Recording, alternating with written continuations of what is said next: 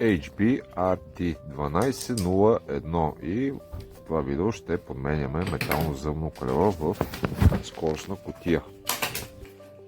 Първоначално сваляме горния капак на кутията. Ето тук се намира скоростната кутия, която трябва да свалиме. Самото зъбно колело ще бъде намазано с тази кръст при монтажа.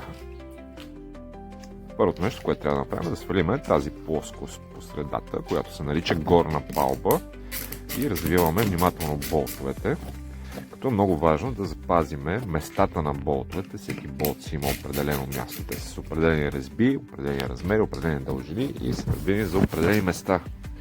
В случая тази плоскост на тази куличка е разделена на две части.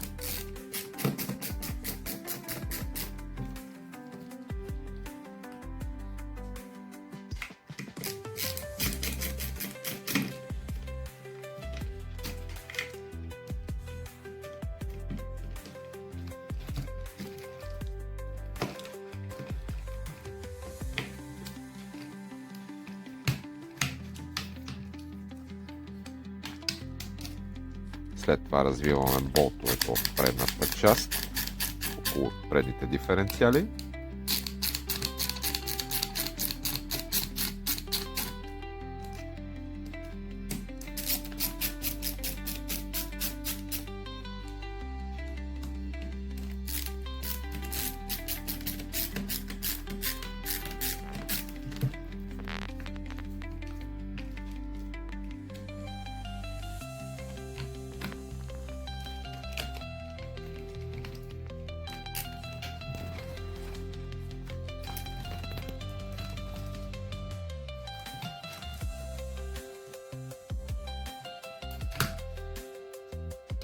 И разкачаме първата част.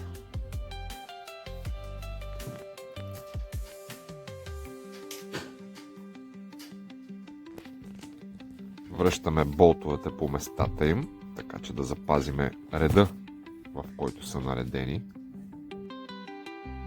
И внимателно слагаме отстрани, да не изпаднат болчетата.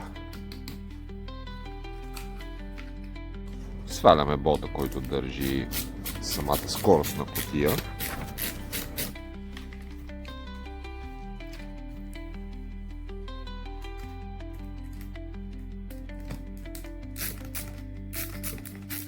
И разкачаме другата част на горната палба, за да можем да свалиме самата кутия с зъбни колела.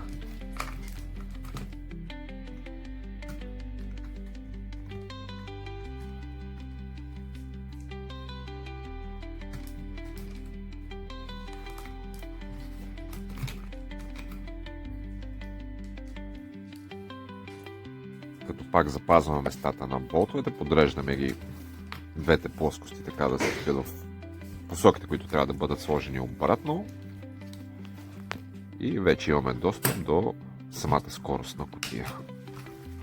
И така стигаме до централния задвижващ вал, който в двата края завършва с метални зъбни колела, които задвижват предния и задния диференциал, и трябва да внимаваме да не ги загубиме съответно.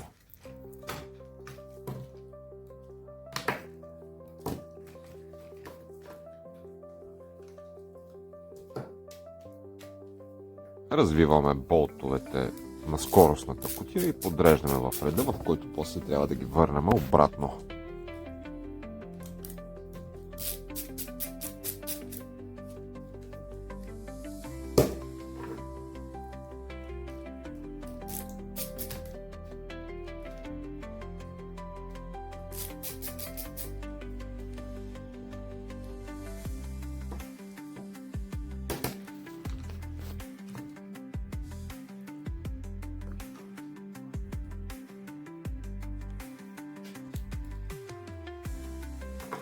Това е металното зъбно колело, което трябва да подменим, и сега показваме как сме го щупили, как са му изядени зъбчетата.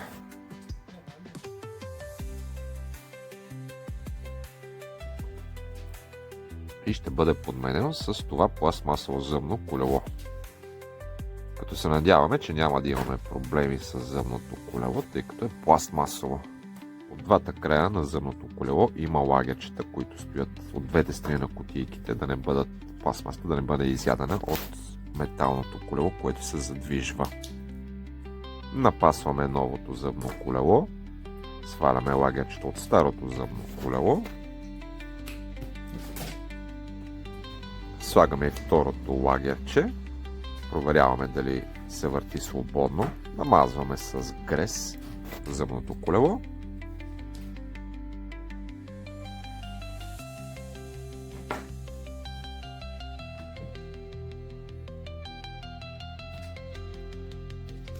И затваряме кутийката обратно.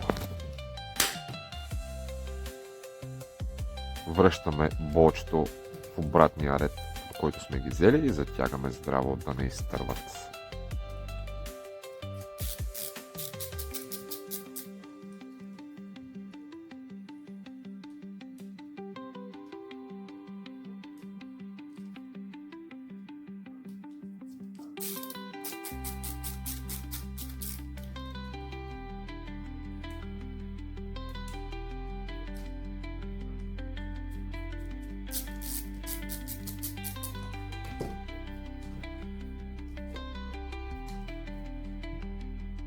Връщаме обратно централния завиващ вал, металните зъбни колела по местата им и закачаме целия механизъм обратно.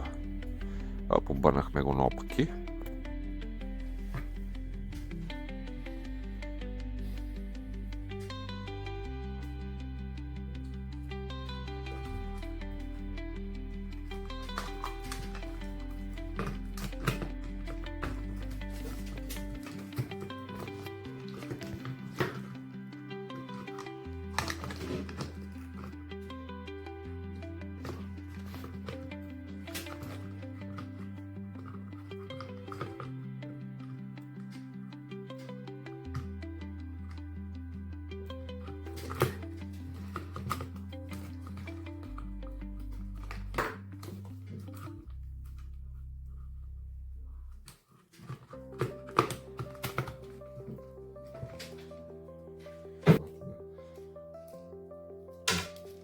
Сложи главата.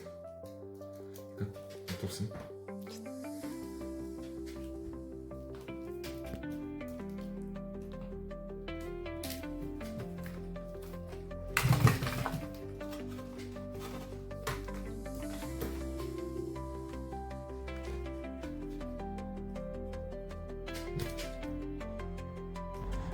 Завиваме венчето, което държи скоростната кутия, от едната страна скоростната кутия.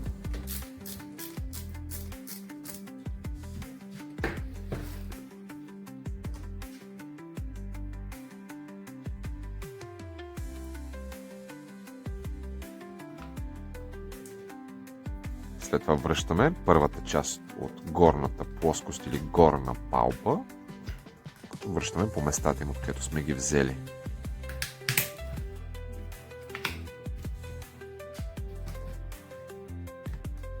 Като затягаме здраво болтовете да не изтърват.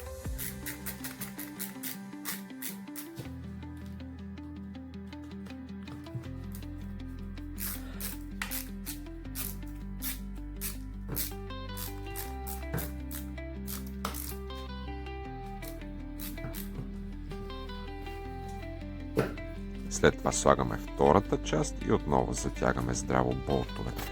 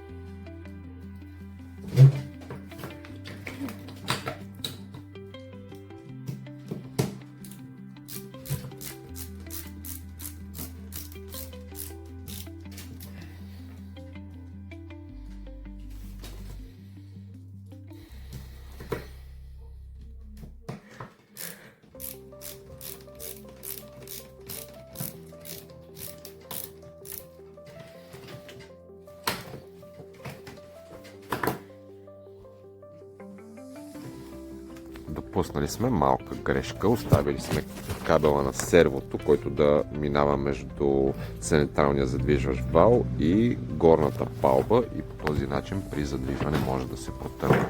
Внимателно го разкачаме и прекарваме отгоре над горната плоскост, така че да не бъде изяден от металната ос. И го свързваме обратно към приемника.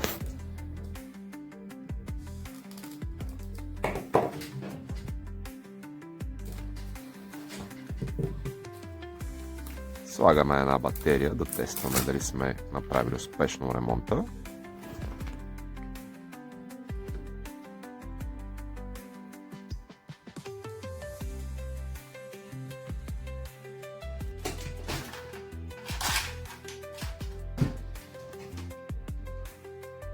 Пускаме количката.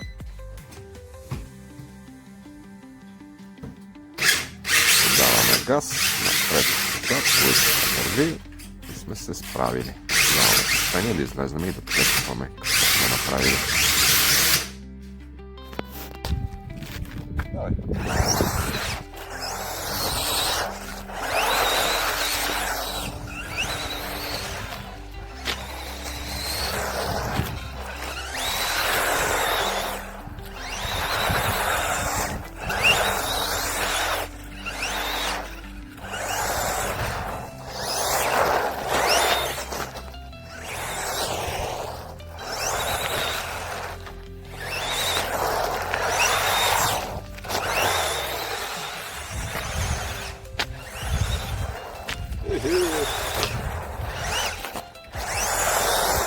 Мама турбодизел.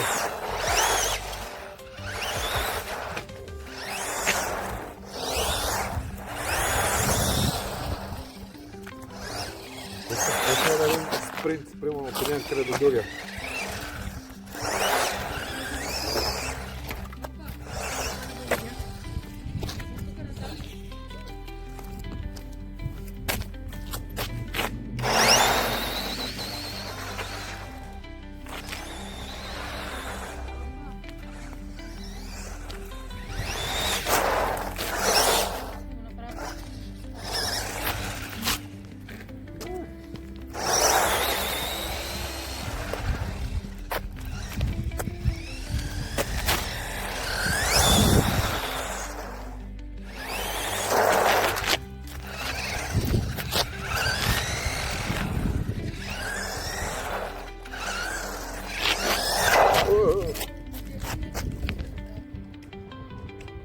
Дай още 4 минути.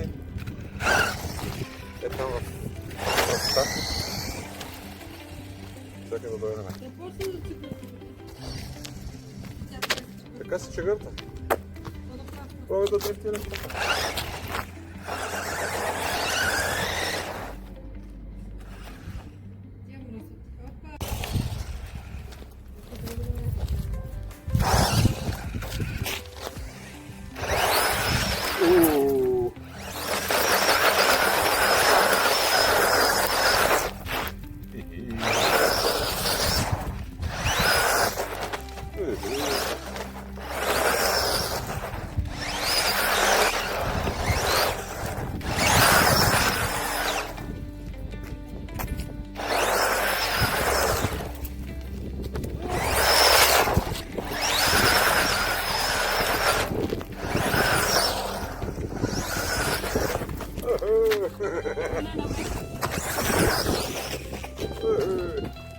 Супер.